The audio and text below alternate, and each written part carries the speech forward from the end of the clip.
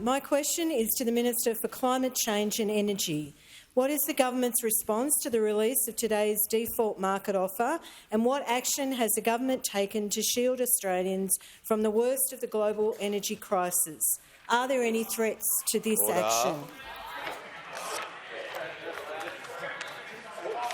The House will come to order.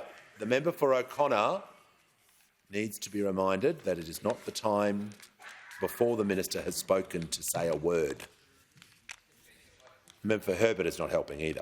The Minister for Climate Change and Energy has the call. Thank you very much, Mr Speaker. I thank the honourable member for Werriwa for the question. She's a very strong advocate for south-western Sydney, and she knows the importance of supporting families and households in places just like south-western Sydney through the period of elevated energy prices. And what the default market offer released by the Energy Regulator, Claire Savage, this morning does is confirm ongoing pressure on power prices and the ongoing relief provided by the Albanese government and the importance of that relief. And in terms of the announcement made this morning by Claire Savage, she has indicated, for example, the default market offer, which is a safety net offer about 1 in 10 households are on.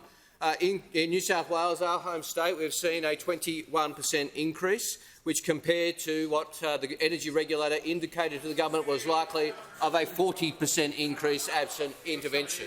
And in relation to those households, 1.6 million in New South Wales, for example, who've received the rebates negotiated by the Treasurer on behalf of the Commonwealth and the states and territories, they, instead of facing a 40% increase in power bills, will see an 8% decrease, an 8% cut in their energy bills as a result of the intervention of the Albanese government. And there are similar figures right around the country. Taking South Australia, for example, in which we were facing a 51% increase, we've instead seen a 24% increase, and after the impact of the rebates, a 3% cut in their energy bills. So that was the choice facing the Australian Parliament, whether to let these increases flow through to Australian households doing it tough, to Australian businesses doing it tough, or to intervene and act. And the government chose to intervene and act, and we've seen the impact of that today. And indeed, as the Prime Minister indicated, the regulator has in crystal clear language made the importance of that intervention clear early today, saying that these increases would have had a 5 in front of them in the absence of action.